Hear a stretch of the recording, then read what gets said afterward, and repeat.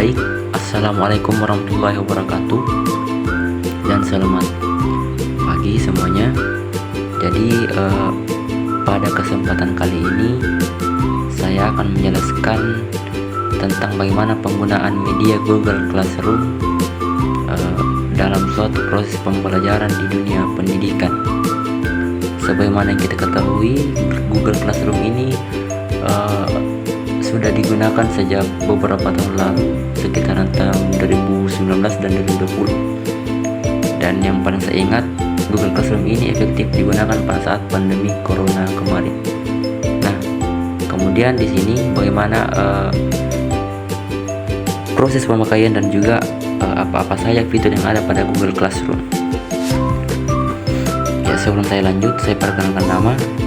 Perkenalkan, nama saya Nurli Tanganlo dengan NIM H01223443, English Education kelas D tahun 2022. Nah, yang pertama di sini, mengapa kita harus menggunakan Google Classroom? Yang pertama itu karena mudah digunakan untuk guru dan juga siswa. Kemudian yang kedua, media Google Classroom ini sangat fleksibel diakses di sembarang waktu, dimanapun dan kapanpun.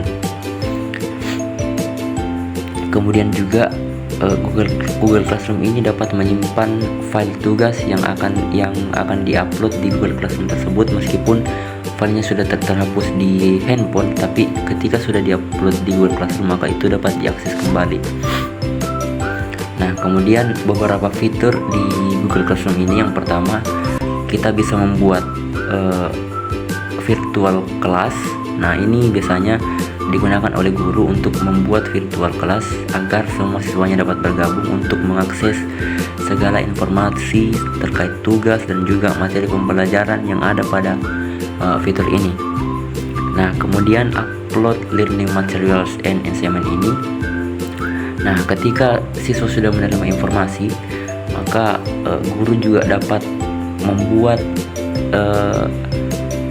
fitur pengumpulan tugas dengan waktu deadline yang ditentukan, kemudian wadah untuk menyimpan tugas dari setiap siswa itu. Kemudian ada fitur direct grading and feedback. Nah, di sini setelah siswa mengupload tugas di wadah tadi, maka guru dapat memberikan respon atau feedback kepada siswa untuk menilai tugas yang telah diupload tersebut. Kemudian di sini ada fitur discussion through the stream features. Nah, di Google Classroom ini juga kita dapat membuat forum diskusi terkait materi yang akan dibahas. Nah, di sini guru dan siswa dapat saling berinteraksi satu sama lain untuk membahas tugas yang akan diberikan.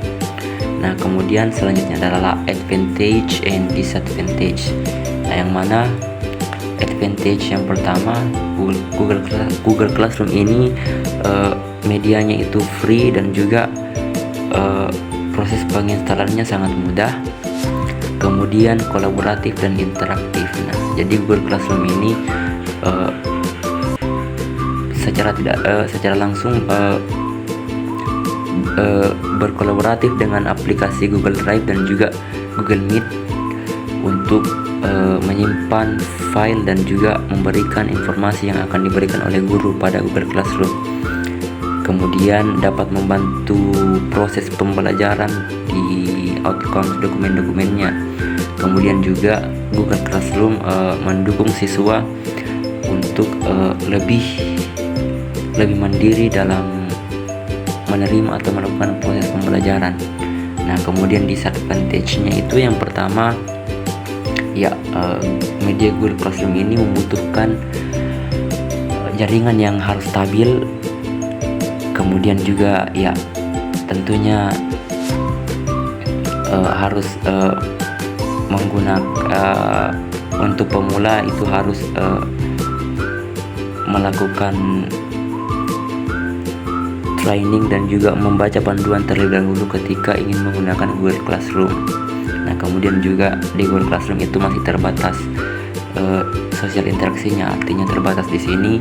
Di Google Classroom tidak dapat melakukan interaksi panggilan atau video call dalam melakukan proses pembelajaran. Nah, tetapi dapat dilakukan ketika Google Classroom berkolaborasi dengan aplikasi lain seperti Google Meet. Ya, mungkin itu yang bisa saya jelaskan tentang fitur-fitur dan bagaimana tata cara penggunaan Google Classroom.